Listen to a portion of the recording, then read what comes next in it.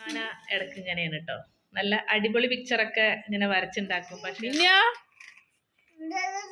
നീ ഭയങ്കര പ്രശ്നക്കാരിയായിട്ടുണ്ട് കേട്ടോ.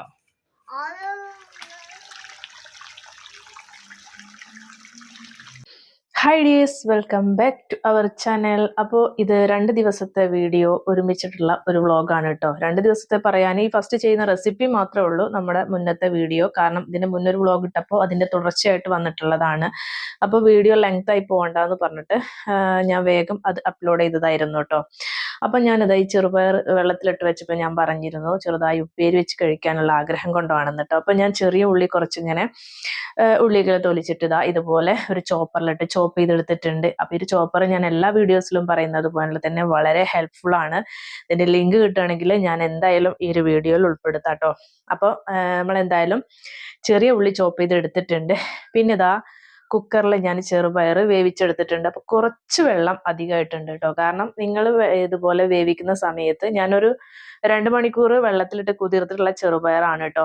അപ്പോൾ വെള്ളം അതിൻ്റെ ഒപ്പം വെച്ചാൽ മതി. ഞാൻ കുറച്ച് മുകളിലോട്ട് വെച്ചു, അതാണ് വെള്ളം കൂടാനുള്ള ആ ഒരു ഇതുണ്ടായത് കേട്ടോ.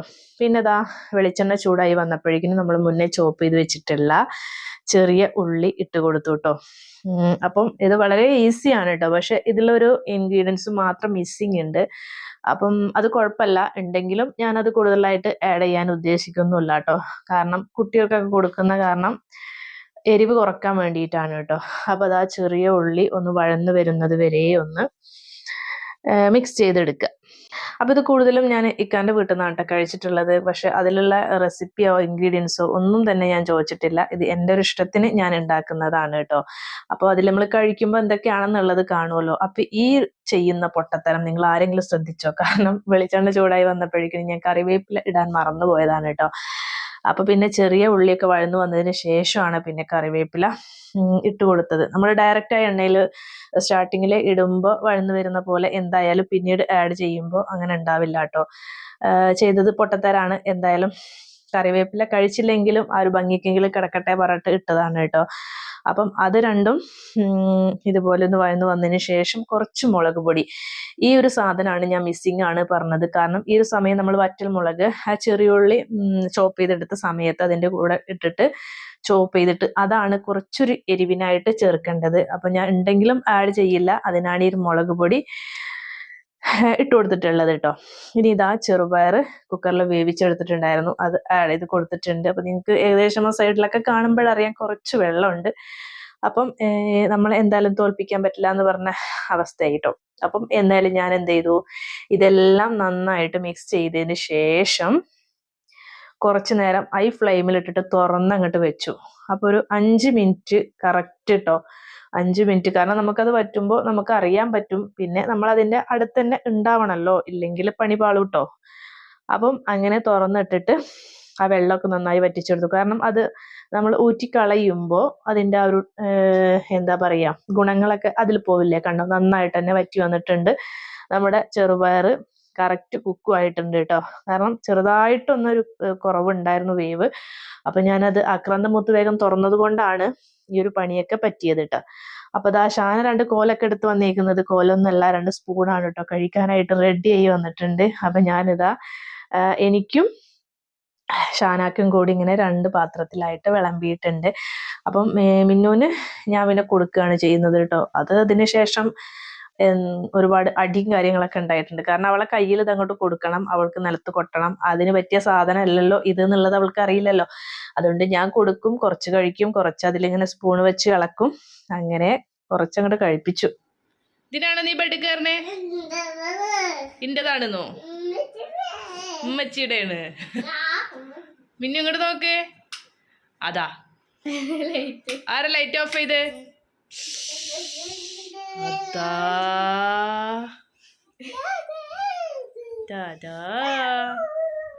ഇതെവിടിക്ക?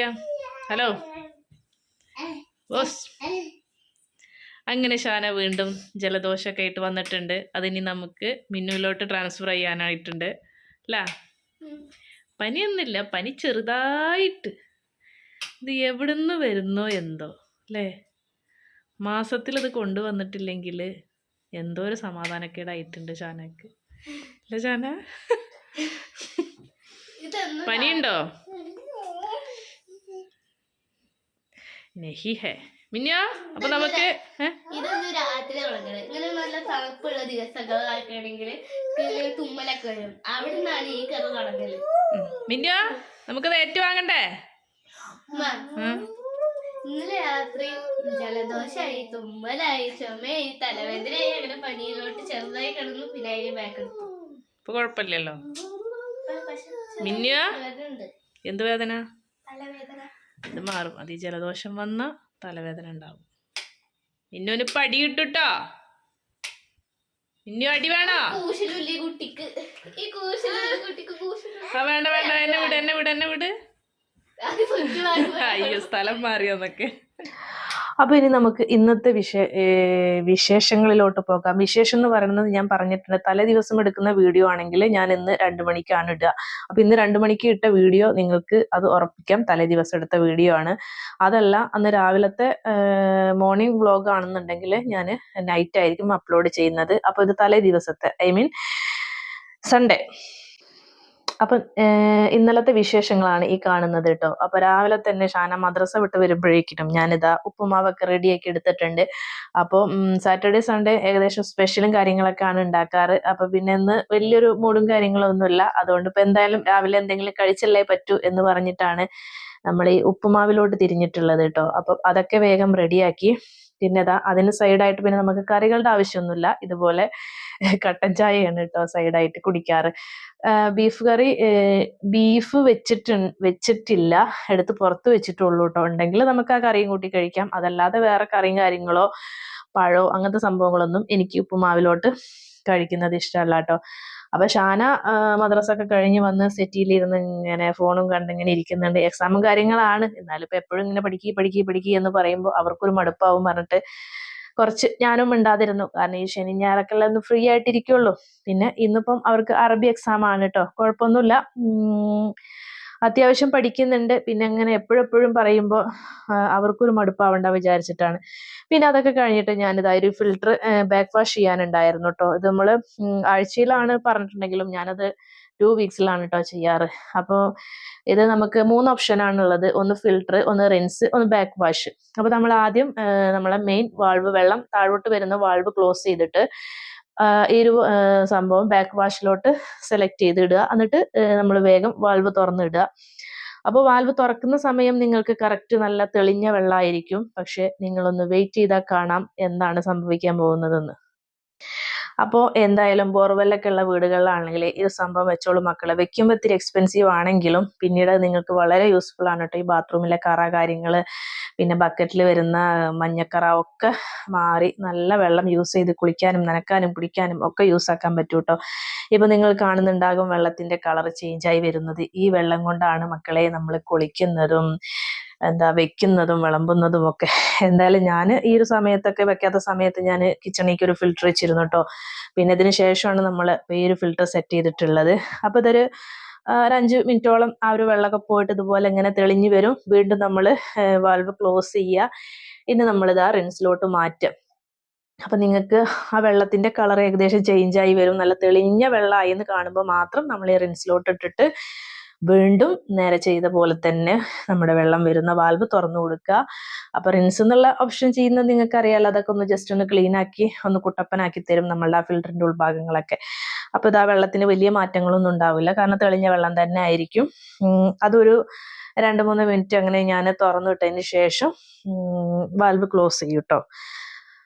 അപ്പോൾ പറഞ്ഞു വന്നത്, ഇതുപോലെ ചെയ്യാത്തവർ ആരെങ്കിലും ഉണ്ടെങ്കിൽ ചെയ്തോളൂ. കാരണം ഇരുമ്പുകാരൊക്കെ നമ്മൾ വെള്ളം ടെസ്റ്റ് ചെയ്താലൊക്കെ അറിയാൻ പറ്റും നമ്മുടെ പല്ലിനും മുടിക്കും ഒക്കെ കേടാണ് കേട്ടോ. അത് വെച്ചിട്ട് നമ്മൾ കുഞ്ഞുമക്കളെയൊക്കെ കുളിപ്പിക്കുമ്പോഴും കാര്യങ്ങൾക്കൊക്കെ ബുദ്ധിമുട്ടല്ലേ.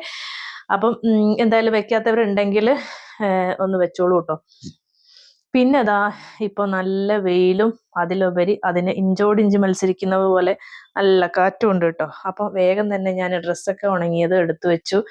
ഈ കാറ്റടിക്കുന്നത് കൊണ്ട് പ്രശ്നം എന്താ വെച്ചാൽ ചിലപ്പോൾ അപ്പുറത്തെ തൊടിയിലൊക്കെ പൊടികളൊക്കെ ഉണ്ടെങ്കിൽ അതൊക്കെ ഇങ്ങനെ പാറി വന്ന് നമ്മുടെ ഡ്രസ്സിൽ ആകില്ലേ. അതുകൊണ്ടാണ്. ഉണങ്ങിയാൽ പിന്നെയും നമ്മൾ അയലിലിട്ടിട്ട് ഇങ്ങനെ വെറുതെ ആ പൊടിക്ക് കൊള്ളാനായിട്ട് നിന്ന് കൊടുക്കേണ്ട ആവശ്യമില്ലല്ലോ. അപ്പൊ വേഗം തന്നെ അതൊക്കെ എടുത്തു. കംപ്ലീറ്റ് കസേരയിൽ ഇട്ടിട്ടുണ്ട്. ഇനി അത് മടക്കൽ എന്നാന്നുള്ളതൊക്കെ നിങ്ങൾക്ക് പിന്നീട് വരും വഴി കാണും. മിന്നാ, നീ ഭയങ്കര പ്രശ്നക്കാരിയായിട്ടുണ്ട് കേട്ടോ. അപ്പൊ എന്തിനാ ഈ പൊങ്ങാത്തൊക്കെ എടുത്ത് വരുന്നേ നീ?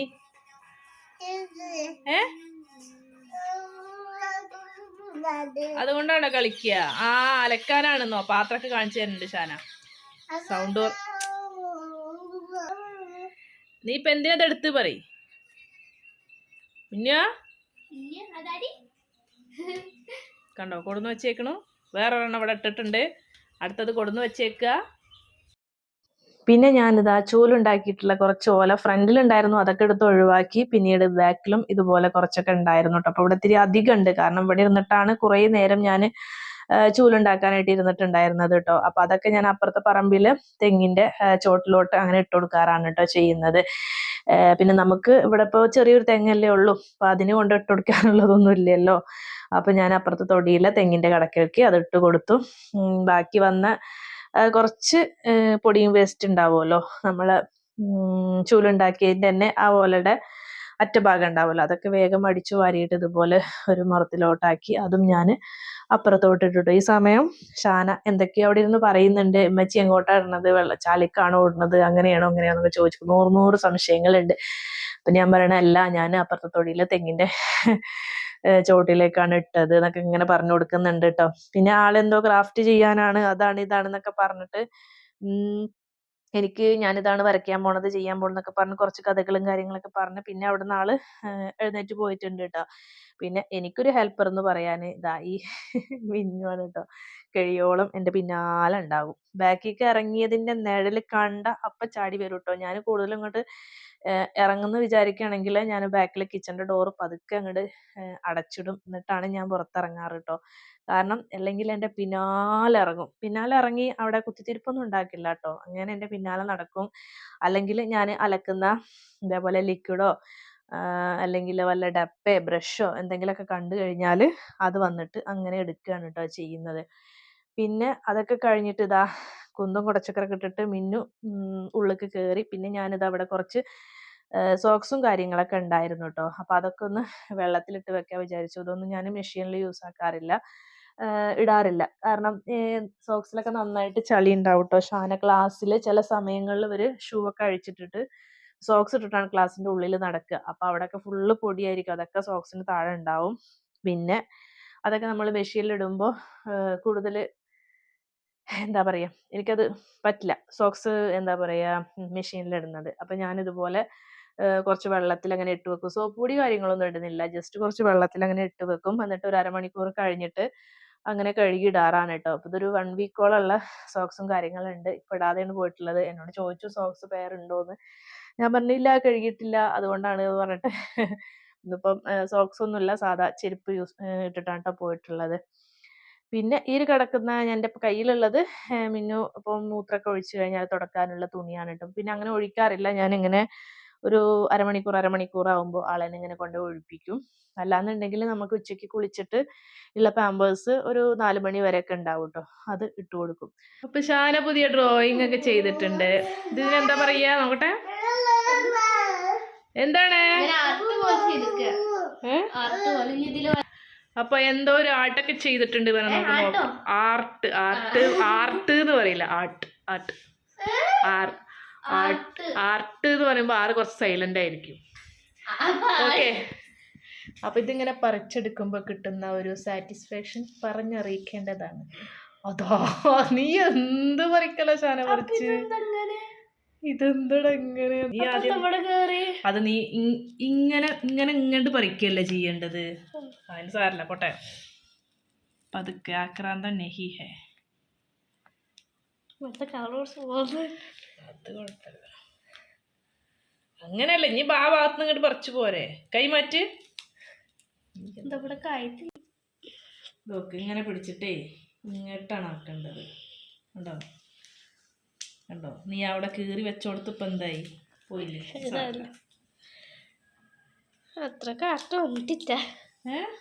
നോക്ക് വര എവിടെ നോക്കണ്ട. ഇങ്ങനെ ഇത് കുറച്ചിങ്ങനെ വരുന്നോട് കുഴപ്പമില്ല. പക്ഷെ കണ്ടോ ഇവിടെയൊക്കെ നല്ല ആ ഒരു നീ മറ്റേത് കൊടുക്കുമ്പോ ഇങ്ങോട്ട് നോക്കി ഇത് പിടിച്ചിട്ട് ഇങ്ങനെ പറയുന്നത് ശ്രദ്ധിക്കുക. ഇങ്ങോട്ട് പുറത്തോട്ട് ഇങ്ങനെ വലിക്കുകയാണ് ചെയ്യുക കേട്ടോ. കണ്ടോ ഇങ്ങനെ. അതിനെന്ത് വേണം? കുറച്ച് ക്ഷമ വേണം. അങ്ങനെ ചെയ്തതൊന്നും കുഴപ്പമില്ല, ഇത്തിരി ആക്രാന്തം കാണിച്ച സൈഡില്. ഇനി ഇതിലെന്താ വരക്കുക? അപ്പൊ അത് കഴിഞ്ഞിട്ട് മതി. ആന ഇടക്ക് ഇങ്ങനെയാണ് കേട്ടോ. നല്ല അടിപൊളി പിക്ചറൊക്കെ ഇങ്ങനെ വരച്ചുണ്ടാക്കും, പക്ഷെ അത് വീഡിയോ എടുക്കൂല.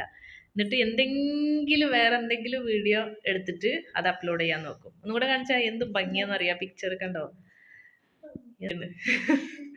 അത് ശരിക്ക് സൂര്യനല്ല, നീ വൈറ്റ് വെള്ളമാണ്, പുഴയാണ്, അതാണ് ഉദ്ദേശിക്കുന്നത്. മനസ്സിലായാണ്? വെള്ളം ഒഴുകുന്ന അത് മേലെ സൂം ചെയ്ത് നോട്ടെ. കണ്ടോ ആ ലൈറ്റും ആ വെള്ളത്തിന്റെ ഒക്കെ ഒരു എഫക്റ്റ് നോക്കൂ. ഇതാണ് പറയുന്നത്. കാണിക്കൂ, എന്ത് ഭംഗിയാ നോക്ക്. ഇത്ര കഴിയുമോ ഷാനക്ക്?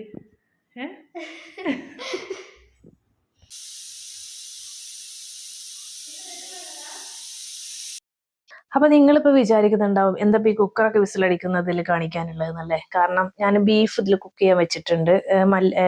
മഞ്ഞൾപ്പൊടി, അതേപോലെ ബീഫ് മസാല, ഉപ്പ് മാത്രം ഇട്ടിട്ട് ബീഫ് കുക്ക് ചെയ്യാൻ വെച്ചിട്ടുണ്ട്. അപ്പൊ ഇത് വിസിൽ വരുമ്പോൾ നന്നായിട്ട് തന്നെ പുറത്തോട്ട് വരും. കാരണം സ്റ്റവിന്റെ മുകളിലും അതിന്റെ അടപ്പിന്റെ മുകളിലും ഒക്കെ ഒരു മഞ്ഞക്കറ കെട്ടിയ പോലെ ആയിരിക്കും കേട്ടോ. അപ്പൊ ഇതിൽ ഞാൻ ചെയ്തേക്കുന്ന ട്രിക്ക്, ഞാനതിലൊരു സ്റ്റീലിന്റെ സ്പൂൺ ഇട്ട് വെച്ചിട്ടുണ്ട് കേട്ടോ. അപ്പം അതുകൊണ്ടാണ് അത് മുകളിലോട്ട് വരാത്തതെന്നുള്ള ഒരു ടിപ്സ് എൻ്റെ കൂട്ടുകാർക്കൊന്ന് പറഞ്ഞു തരാൻ വേണ്ടിയിട്ടായിരുന്നു. പിന്നെ ഞാനിതുപോലെ സെപ്പറേറ്റ് ഒരു പാനിലാണ് ഉള്ളി, തക്കാളി, മസാലകളൊക്കെ ഇട്ടിട്ട് വേറെ വഴറ്റുക കേട്ടോ, നമ്മുടെ ബീഫിക്കുള്ളത്. അപ്പം ഷാന ആ സ്പൂണൊക്കെ കിടക്കുന്നത് എടുക്കണമെന്നൊക്കെ ചോദിച്ചു, പക്ഷെ ഞാൻ അവിടെ തന്നെ വെച്ചോ പറഞ്ഞു. നിങ്ങൾക്ക് ഏകദേശം ആ മുകളിൽ നോക്കുമ്പോൾ കാണുന്നുണ്ടാവും ഞാൻ ആ സ്പൂണാണ് എടുത്ത് മാറ്റുന്നത്. അവൾ എന്നോട് മര്യാദ നിലക്ക് പറഞ്ഞതാണ് ഞാൻ വീഡിയോ എടുത്തു തരാന്നൊക്കെ. പിന്നെ ഞാനത് ട്രൈപോഡിൽ അങ്ങനെ വെച്ചപ്പോൾ പിന്നെ കുറച്ച് കാണുന്നുള്ളൊരു പ്രതീക്ഷയിലായിരുന്നു. നിങ്ങൾ കണ്ടെന്ന് വിചാരിക്കണു. അപ്പോൾ ഈ ഒരു ട്രിക്ക് എല്ലാവരും ചെയ്തു നോക്കുക. നമ്മൾ ആ ബീഫ് വെക്കുമ്പോൾ അതിനെ ഡയറക്റ്റ് ആ ഒരു സ്റ്റീലിന്റെ സ്പൂണ് കഴുകിയിട്ട് അതിലിട്ട് വെച്ചാൽ മതി. മുകളിലോട്ട് ഇങ്ങനെ വിസിൽ വരുന്നതോടൊപ്പം അതിന്റെ വെള്ളമോ അല്ലെങ്കിൽ ചാറോ ഒന്നും പുറത്തോട്ട് വരില്ല കേട്ടോ. അങ്ങനെ ഞാൻ ബീഫ് ഇതിലോട്ട് മിക്സ് ചെയ്ത് കൊടുത്തു. മസാലകളൊക്കെ നന്നായിട്ട് ഇതുപോലെ ഇളക്കി എടുത്തിട്ടുണ്ട്. അപ്പം ഞാൻ കുക്കറിൽ ഒരു 4 വിസിലോളം വരുത്തിക്കും. പിന്നെ ഞാൻ ഡയറക്റ്റ് കുക്കറിലോട്ട് തന്നെയാണ് ഈ മസാല ഇട്ട് കൊടുക്കാറ്. ഇതിപ്പോൾ ഞാൻ ഡയറക്റ്റ് ഈ ഉള്ളിയൊക്കെ വാട്ടിയിട്ടുള്ള ഈ ഒരു പാത്രത്തിലോട്ടാണ് ഞാൻ തിരിച്ചു മാറ്റിയത് കേട്ടോ. ഇനിയിപ്പോൾ എന്തായാലും ഈ ഒരു പാത്രത്തിൽ വെച്ചിട്ട് ഒരു 5 മിനിറ്റോളം ഇങ്ങനെ കുക്ക് ചെയ്തെടുക്കും. കാരണം നമ്മളെ മസാലയൊക്കെ ഒന്ന് മിക്സായി ഒക്കെ അത് ബീഫിലോട്ട് പിടിച്ച് ജോയിൻ്റ് ആയി വരണമല്ലോ. അപ്പം അതിന് വേണ്ടിയിട്ടായിരുന്നു. പിന്നെ നമ്മുടെ ചോറും കറിയും ഏകദേശം സെറ്റായിട്ടുണ്ട്. അപ്പം ഇന്നത്തെ വീഡിയോ ഇത്രേ ഉള്ളൂ. വീഡിയോ ഇഷ്ടപ്പെട്ടാലോ ഒന്ന് ലൈക്ക് ചെയ്യുക. നിങ്ങൾക്ക് ഇഷ്ടമാവുകയാണെങ്കിൽ ഒന്ന് ചാനൽ സബ് ചെയ്തിട്ട് സപ്പോർട്ട് ചെയ്യുക. പിന്നെ നിങ്ങൾ എന്തെങ്കിലും ഒരു കമൻറ്റ്, ഇനി കമൻറ്റ് ഇല്ലാന്നുണ്ടെങ്കിൽ ഒരു ഹാർട്ട് ഇമോജിയെങ്കിലും ഇടുക.